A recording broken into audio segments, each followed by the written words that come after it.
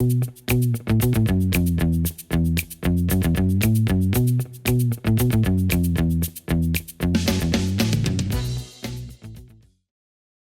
dogs have been an invaluable asset to officers over the years. From assisting in missing persons cases to finding hidden drugs, and even solving murder cases. Debbie Dicus was a 31-year-old disc jockey who worked for 2WD-FM, a radio station in Hampton, Virginia. Ms. Dicus hosted a popular late-night show throughout most of the 1980s, and was a very loved figure throughout the city of Hampton. One of her favorite hobbies was planting vegetables at a public garden not far from where she lived. Tragically, this very innocent activity would have deadly consequences. On May 9, 1987, a 911 call was placed to Hampton police by a man claiming he'd found a dead body in a field near the community garden. When officers arrived, they found Miss Dicus lying dead in a ditch nearby.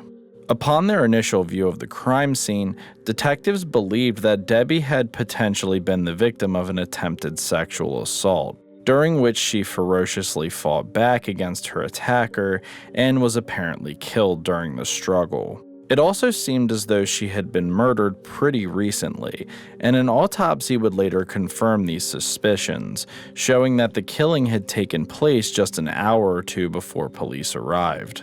Shortly into their search of the crime scene, police discovered the handle of a broken garden hoe near Debbie's body, and a quick glance at the wounds on the back of her head made it pretty clear this was likely part of the murder weapon. K-9 unit Roddy Van Brannick and his handler Glenn Fullman were called onto the scene. Roddy was a veteran of the Hampton Police who worked over 700 cases by the end of his career. He was trained at a school in Switzerland, which was apparently so strict dogs that didn't pass the classes were killed, which is pretty messed up, so here's hoping that's not a thing anymore. Roddy made it through the school and was brought onto the Hampton police force at the age of 2.5. In 1986, he was diagnosed with cancer after a football-sized tumor was discovered in his side. Miraculously, the German Shepherd overcame what vets said was a terminal illness, and just a couple of months later, Roddy was back in action, albeit in a much more limited capacity.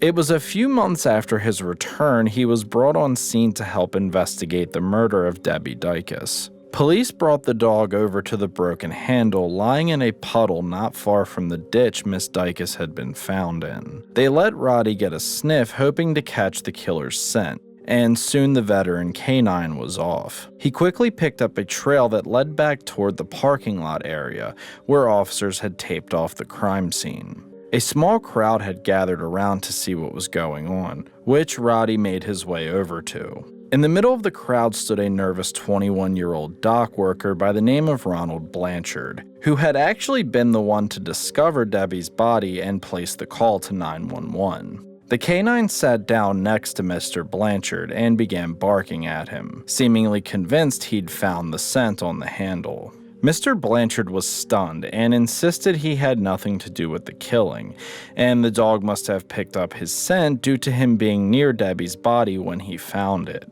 Police searched Mr. Blanchard, and it was quickly discovered that Ronald had blood spatter on his jeans and jacket, as well as marks on his face and hands indicating he'd been involved in a struggle. This was more than enough evidence to detain him and take him down to the police station. During interrogation, Ronald again denied that he had anything to do with Debbie's murder, and said the blood must have gotten on him from being near her body. Unfortunately for him, forensic analysis would quickly prove this was a lie. A test conducted using a sponge with simulated blood proved that the only way these specific types of patterns could occur on Ronald's clothing was if he'd been present when Miss Dicus was being struck by the garden hoe. To make matters worse for Mr. Blanchard, witnesses had seen him arguing with Debbie just a couple of weeks prior to her killing, in almost the exact same spot her body was found. Their dispute arose due to Ronald hunting birds with a BB gun near the community garden, something Debbie had apparently gotten angry about due to the risk of other people or their pets possibly getting shot by mistake. Police arrested Mr. Blanchard and charged him with murdering Debbie Dicus, in what was probably one of the shortest investigations in the department's history thanks to the swift work from Roddy. The only thing that puzzled officers now was the sheer stupidity Ronald had exhibited in not only coming back to the crime scene wearing the same clothes he had on when he killed Debbie, but why he'd placed the 911 call in the first place. However, a quick glance of the timeline of events gave police a likely answer. Mr. Blanchard had recently been married to a woman who was ironically also named Debbie. Officers theorized that after killing Miss Dicus, he'd fled the scene and returned home, only for his wife to discover him cleaning blood off of his hands, which had her understandably concerned. This put Ronald in a precarious situation, as he obviously didn't want to admit to her what he'd done, and instead told her the blood was from him discovering Miss Dicus's body. His wife then pressured him to inform police, which explained the call to 911. Why he made the objectively moronic decision to go back to the scene of the crime with the bloody clothes still on him is anyone's guess, but it's likely he was again pressured by his wife to go there and tell police what happened. Mr. Blanchard probably didn't change his clothing because he felt that would make Mrs. Blanchard suspicious. And he also didn't count on the fact that Roddy would be there searching for the killer's scent. Mr. Blanchard went on trial for the murder of Debbie Dicus in October of 1987, and maintained his innocence for the entirety of it. It was a particularly lengthy proceeding that was drawn out close to 7 months, but concluded in April the following year, with the jury finding Ronald guilty of murder and attempted rape. He was sentenced to 2 life sentences plus 12 years, with the possibility of parole, the maximum penalty allowed for his case.